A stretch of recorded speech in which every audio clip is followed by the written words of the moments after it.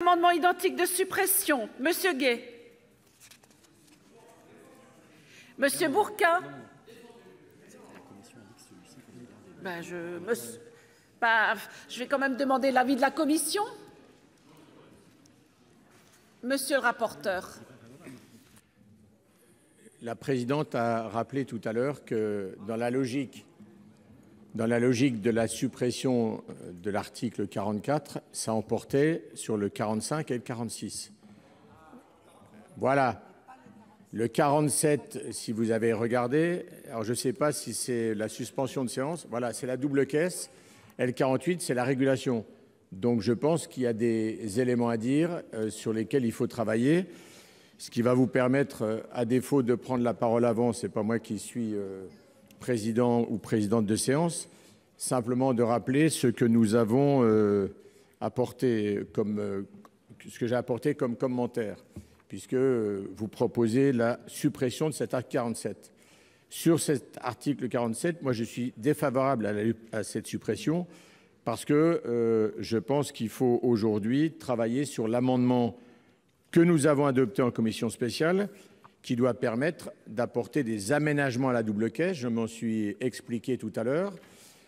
Je ne partage pas l'avis du gouvernement sur la double caisse. C'est d'ailleurs la double caisse, c'est également le président d'ADP qui considère, lui, qu'il faut avoir les deux caisses séparées.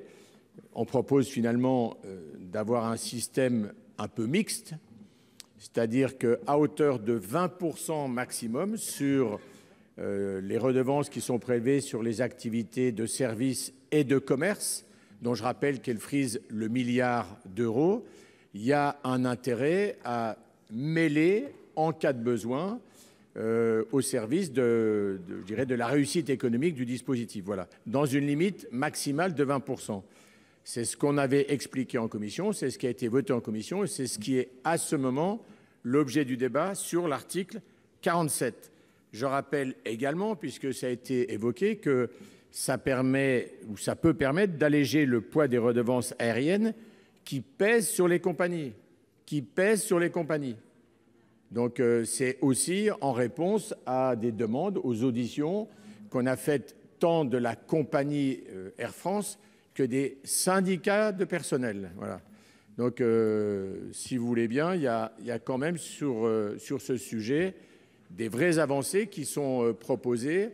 Donc, faites attention de ne pas être ni dans un balayage systématique, ni dans une fausse euphorie. Le sujet me paraît suffisamment sérieux. Le Sénat s'est exprimé. J'ai dit ce que j'avais à dire sur l'article 44, mais je pense qu'il faut que notre Assemblée continue de travailler sérieusement sur le sujet. Monsieur le ministre, quel est l'avis du gouvernement sur ces amendements de suppression?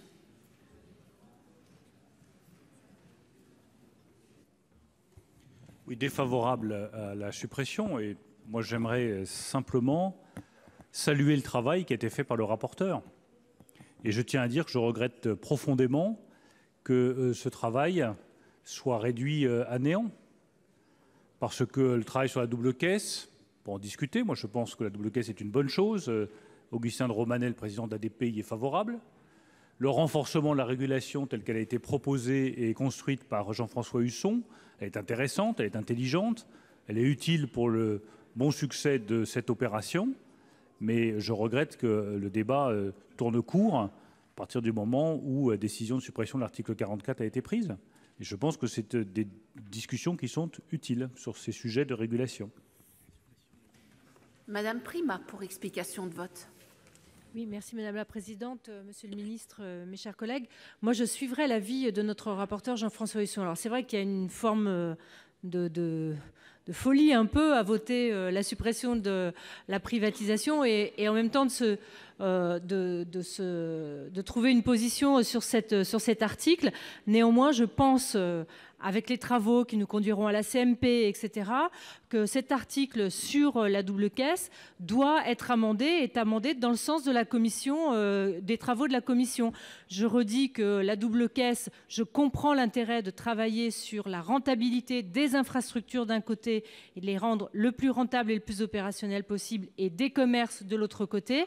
Mais je pense que le pont qui a été fait par la commission spéciale et pour permettre que les investissements des infrastructures soient en partie payés par les résultats du commerce est une idée extrêmement intéressante. Peut-être faut-il encore la travailler.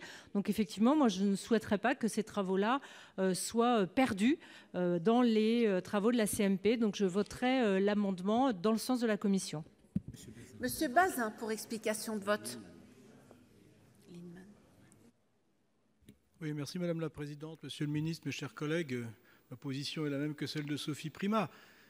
Que ADP soit privatisé ou reste public, travailler sur la double caisse, c'est-à-dire le financement des investissements pour l'accueil des avions, et puis d'autre part travailler pour la régulation et donner les moyens à une autorité indépendante de fixer les tarifs aéroportuaires indiscutables, ça sera de toute façon positif.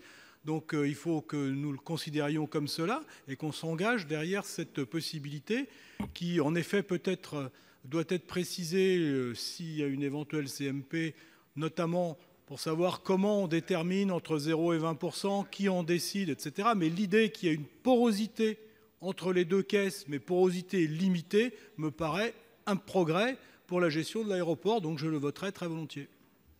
Monsieur Capo-Canellas, pour explication de vote. Merci Madame la Présidente.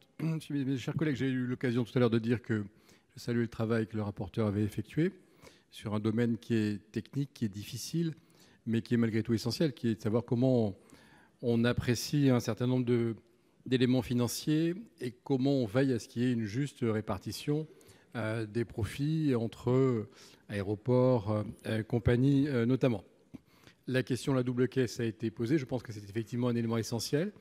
Pour autant, le rapporteur a suggéré, et je rejoins la commission sur ce point, qu'on l'aménage légèrement. C'est-à-dire qu'on crée la possibilité de fait que le secteur non régulé puisse contribuer pour une part, sans mettre à bas l'édifice économique global, puisse contribuer donc à la rentabilité, enfin au financement du secteur régulé. Je crois que c'est un élément qui compte. Il y avait également un amendement qu'on avait adopté en commission et auquel j'avais contribué, qui était de permettre que l'ASI donne un avis sur le coût moyen pondéré du capital.